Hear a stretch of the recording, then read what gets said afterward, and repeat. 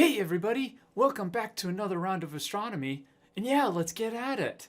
Today we are going to go back and continue our progression of scientific models. We are done with the qualitative aspects, and now we're going to start getting into more quantitative models, equations if you will.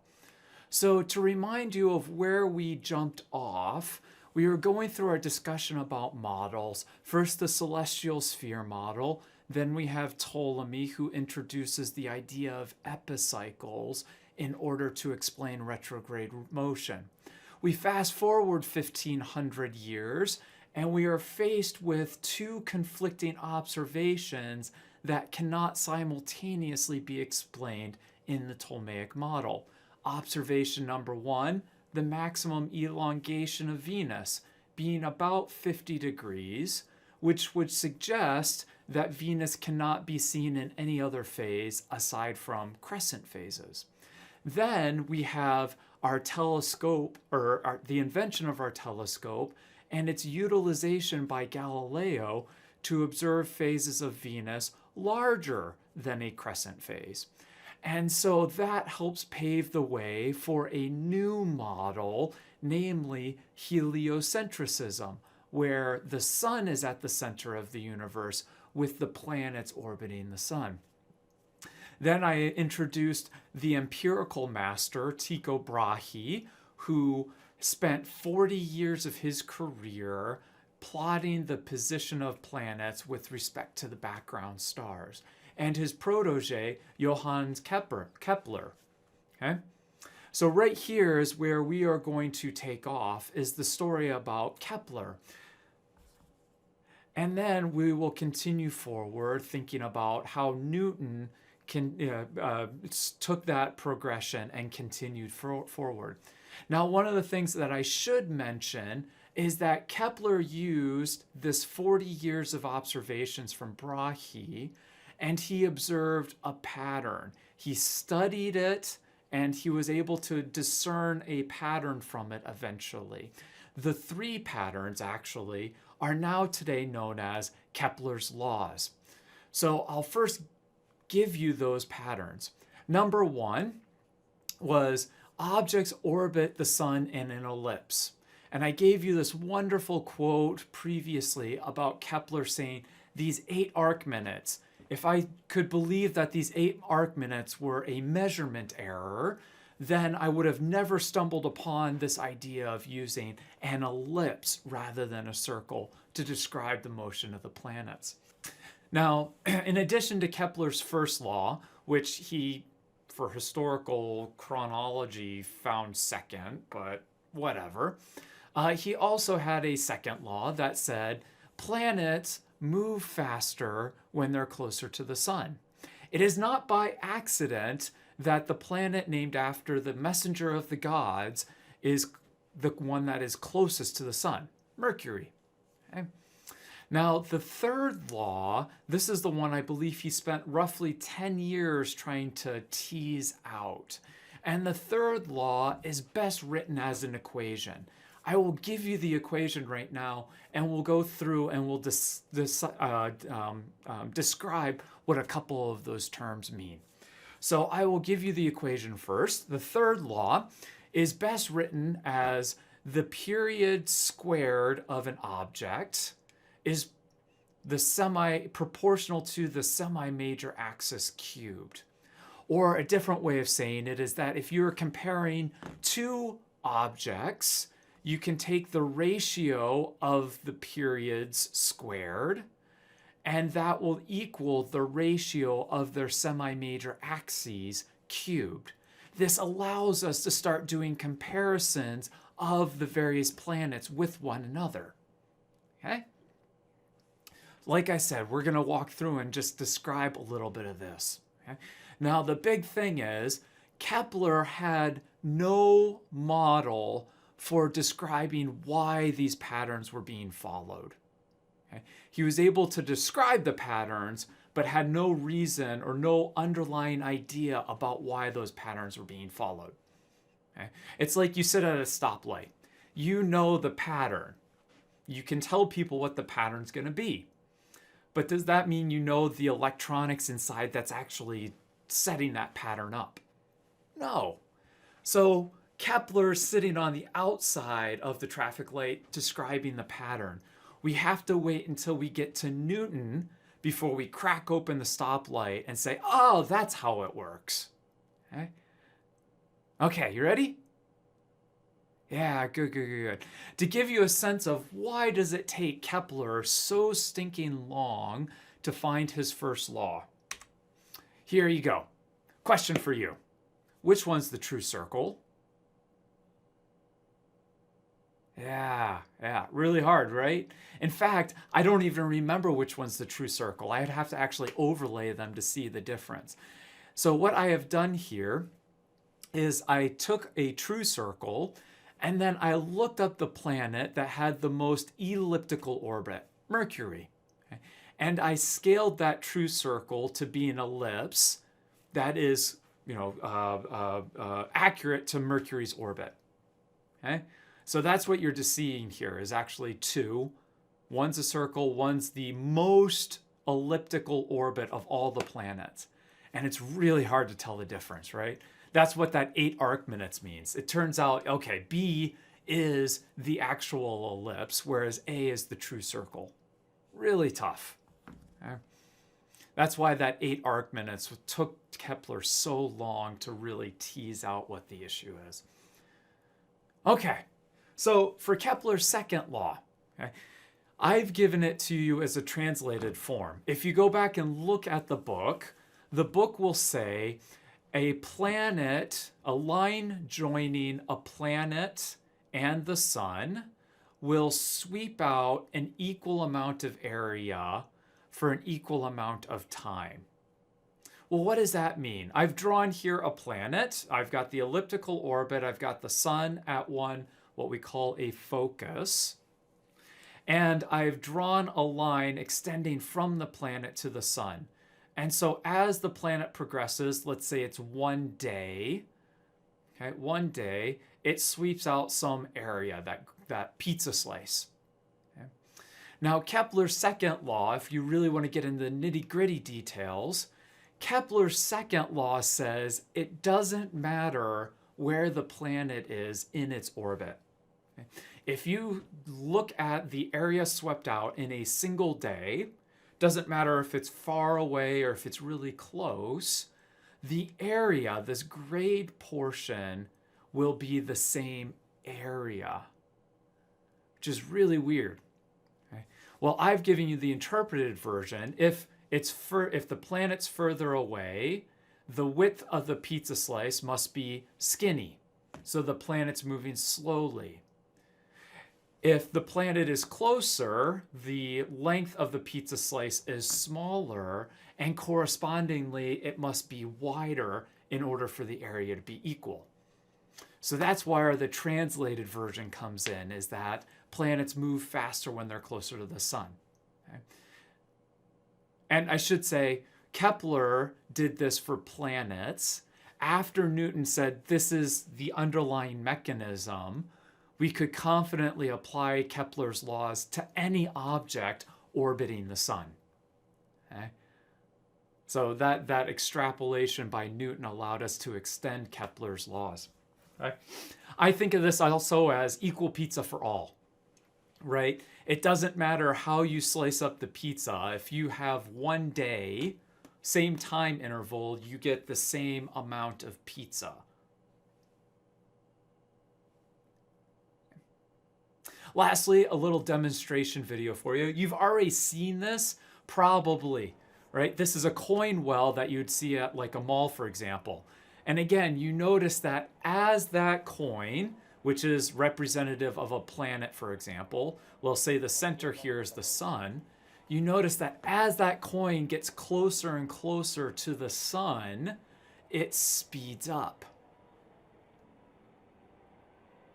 To the point where it almost looks like there's several coins in there.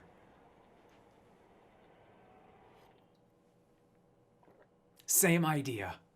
Yeah. Okay.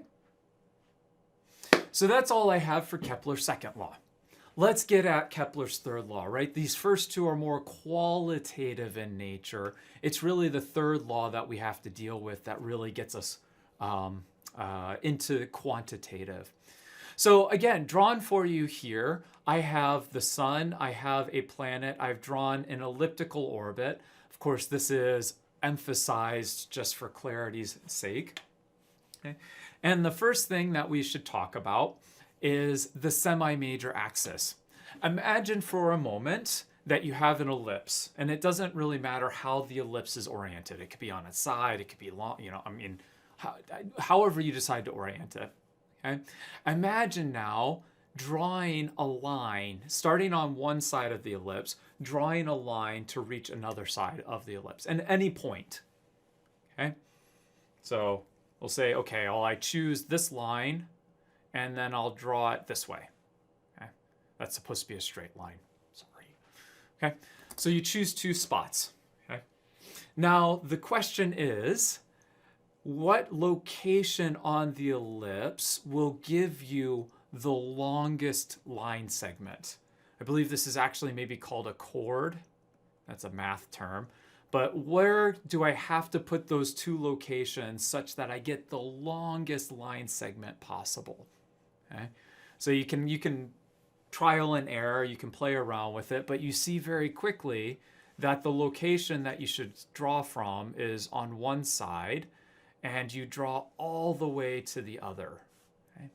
The longest chord that you can draw on an ellipse going from one side to the other, that is called the major axis.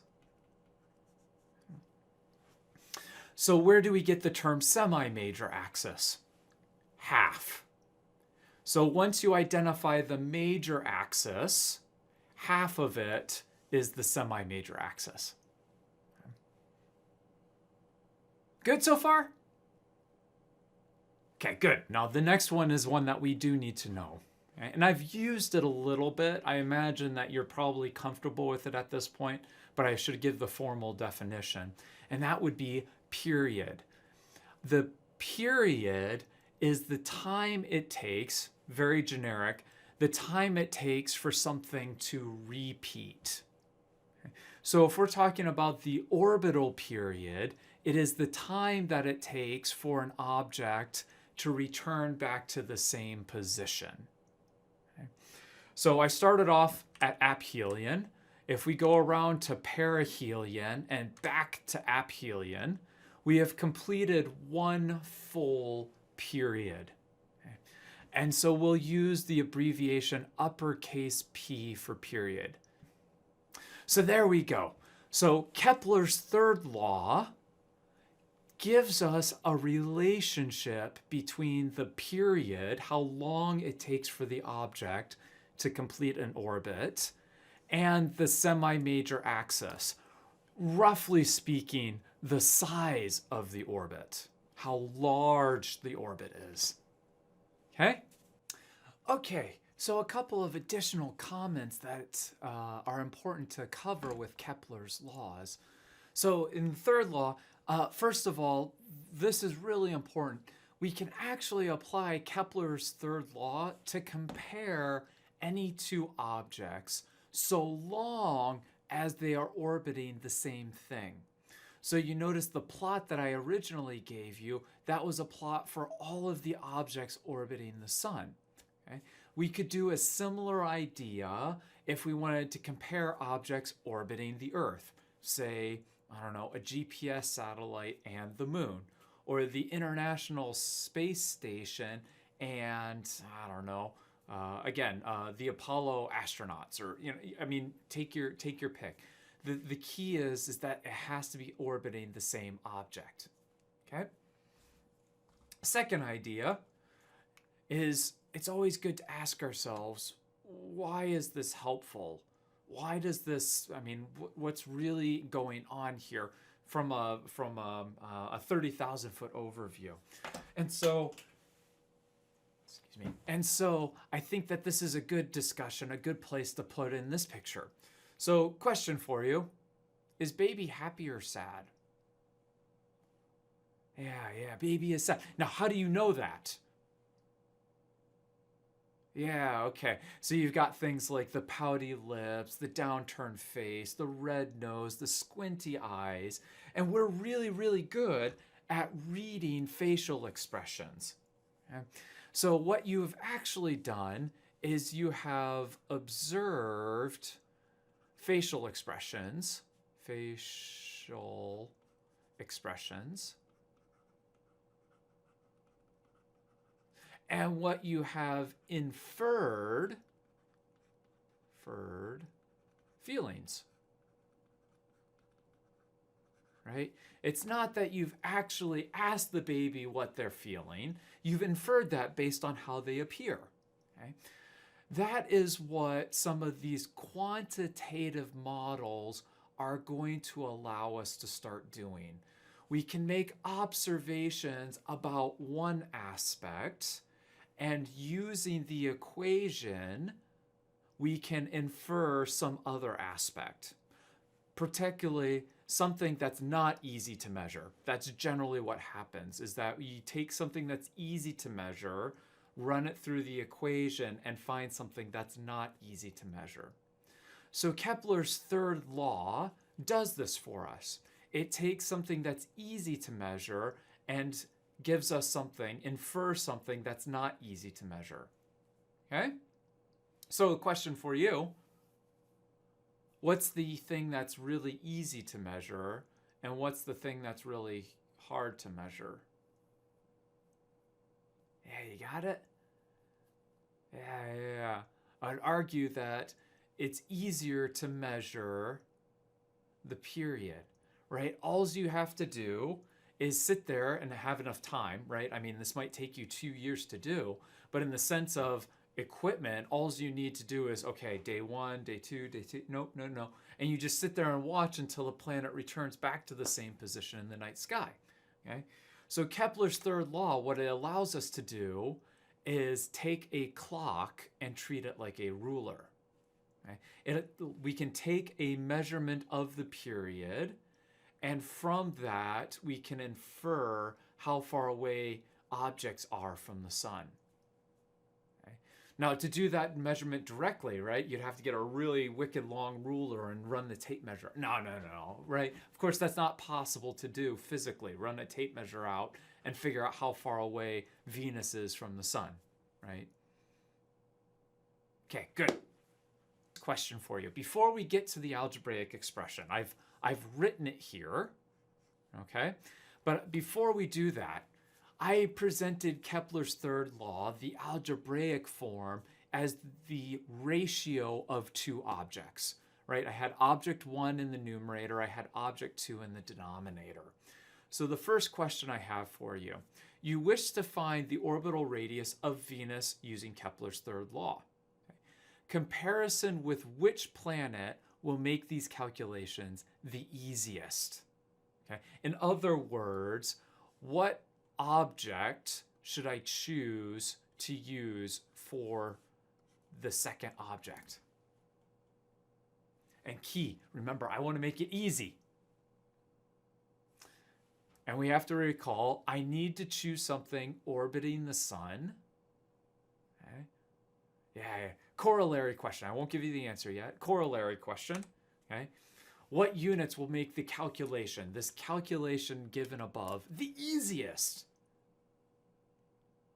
You got it?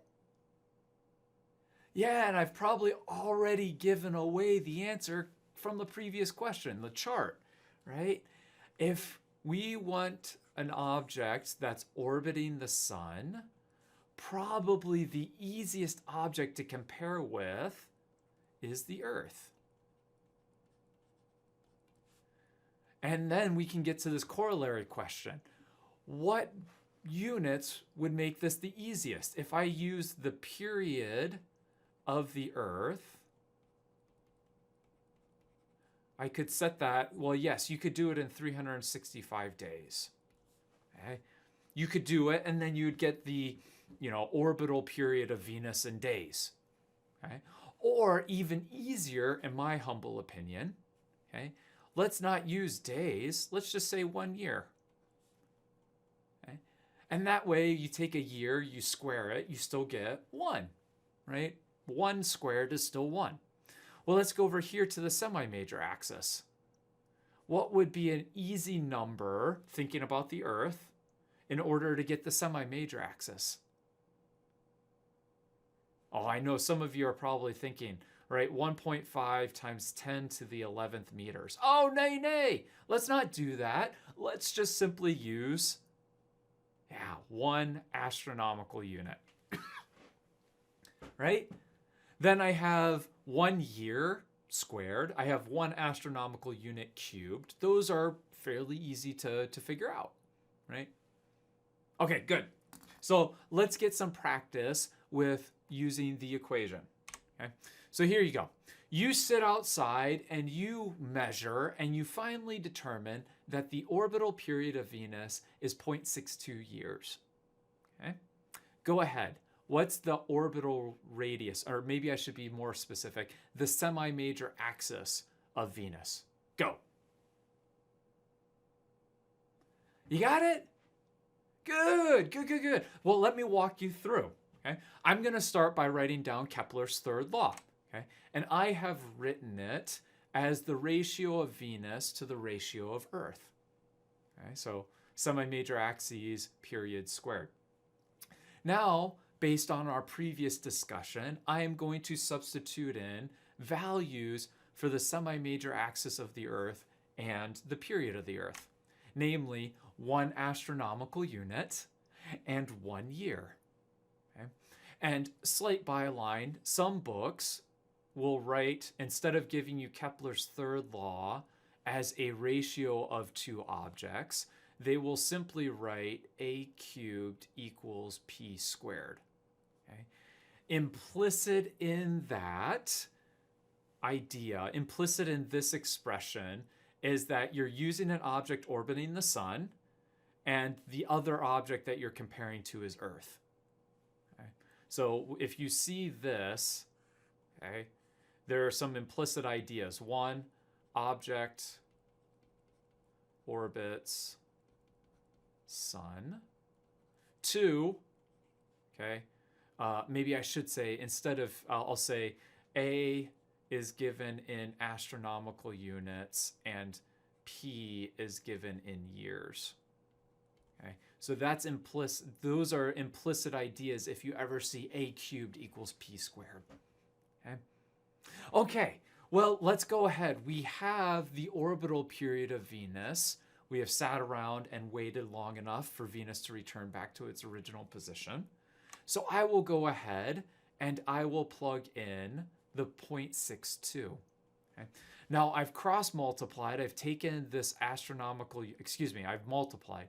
I've taken the 1 astronomical unit cubed and I've moved it to the numerator on the other side of the equal sign. And now we're ready to roll. We can plug in and start going at it. Notice the years. I have a year squared in the numerator. I have a year squared in the denominator. And so these units will end up canceling. So at the end of the day, I am left with 0.62 squared multiplied by 1 AU cubed. And then I take a cubed root, right? I have a cube on the left-hand side. To get rid of that, I have to do what's called a cubed root. And now we're off and running like a bale of turtles. Of course, if we put our hats on, before we did any of the calculation, we already know we could eliminate these 2 answers, right? A and B. Because we know that the Earth is 1 astronomical unit away, and Venus is closer to the sun than the Earth. Okay? So before we do anything, we can already eliminate some options. Okay? Well, let's plug it in, and you get something that says 0.73 astronomical units. This is how far Venus is away from the sun. Cool, huh? Yeah. Now, from a historical context, bear in mind, Kepler's third law is the first time that astronomers can really start to measure the size of the quote-unquote universe, right? Kepler's third law now gives astronomers a way of figuring out how far away Saturn is with respect to the Earth-Sun distance. Well, at the time, Saturn is essentially the universe. I mean, I guess you have the celestial sphere beyond Saturn, but that's essentially it, right? You're measuring the size of the universe. Okay, yeah. Just to give you an idea for completeness, I'll pull this up. Let me get rid of some of this extra stuff here. But I'll pull this up, and this is just a chart. You don't have to have this memorized or anything, but this is just a chart giving the various distances to objects in our solar system. And like I said, the minute that Kepler's third law comes out, now you have a way of actually getting distances to solar system objects. Bear in mind, Kepler was working on just Mars, right? Kepler establishes his third law using Mars and then figures out that it can be applied to the other objects as well. Okay, well, I think that that's enough of a video for today, but keep working at it. And of course, if you want additional practice problems, feel free to contact me or just, make up a number and go at it. Okay, that's also perfectly viable. Okay, so I thank you for your attention. Keep up the good work. I'll see you next time.